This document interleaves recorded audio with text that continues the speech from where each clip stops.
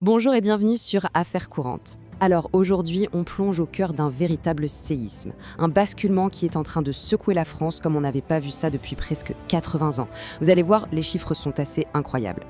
Regardez bien ce chiffre, 645 000. C'est le nombre de bébés qui sont nés en France l'an dernier. C'est tout simplement le total le plus bas qu'on ait jamais enregistré depuis la fin de la Seconde Guerre mondiale. Un record, oui, mais pas vraiment le genre de record qui fait plaisir. Et juste en face, on a ce deuxième chiffre, tout aussi important pour notre histoire, 651 000. Ça, c'est le nombre de personnes qui sont décédées sur la même période.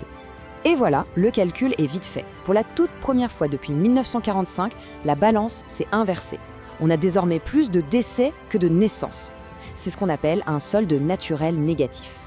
Et la grande question, le mystère qu'on va essayer de percer aujourd'hui, c'est comment on en est arrivé là. Alors, pour mener cette enquête ensemble, voici notre feuille de route.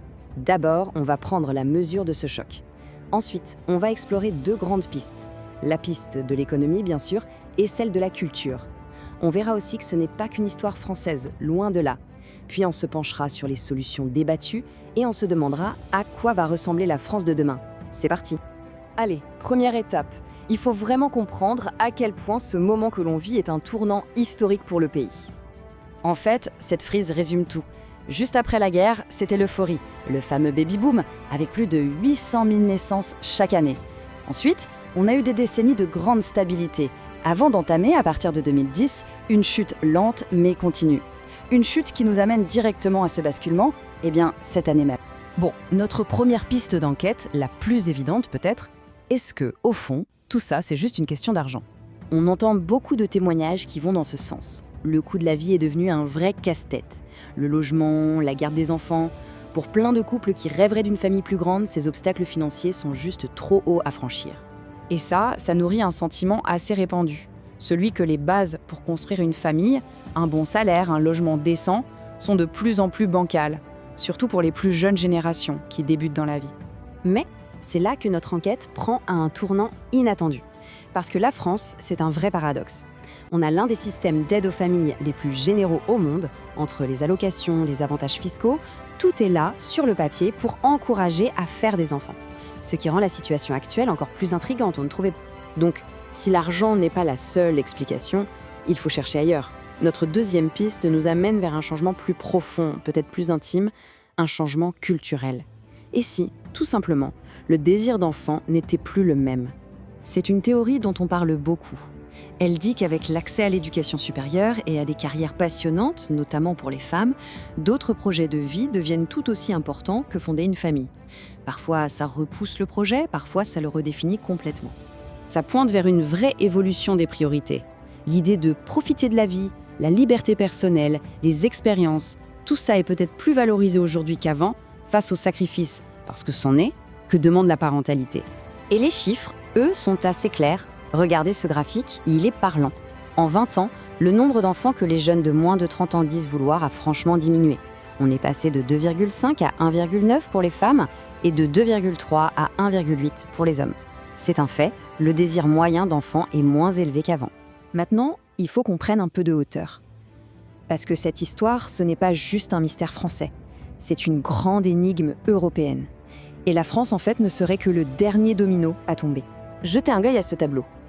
L'Union européenne, dans sa globalité, a plus de morts que de naissances depuis 2012. L'Allemagne, l'Italie, beaucoup de nos grands voisins sont dans ce cas depuis un bon moment. La France, elle, faisait un peu figure de village gaulois, le dernier grand pays à résister avec un solde positif. Enfin, jusqu'à maintenant.